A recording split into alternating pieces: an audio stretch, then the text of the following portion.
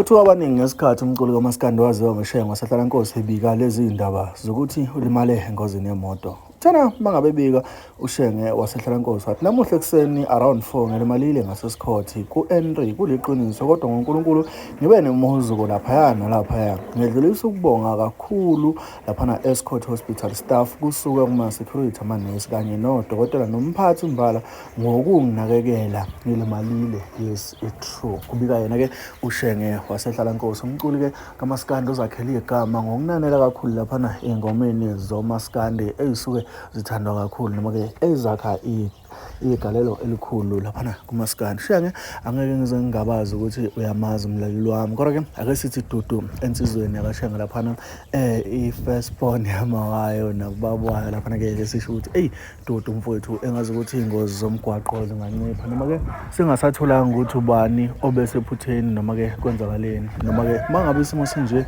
kuye kubukwe khona ukuthi umphefumulo usindile akubanga nangozi edlulise umphefumulo. Ngaphandle komusha isikhathi kamntwana sekhaya angizovula khona no comment section, ungakhohlwa ukusubscribe kwenze sure ukuthi like bese uyakhomenta.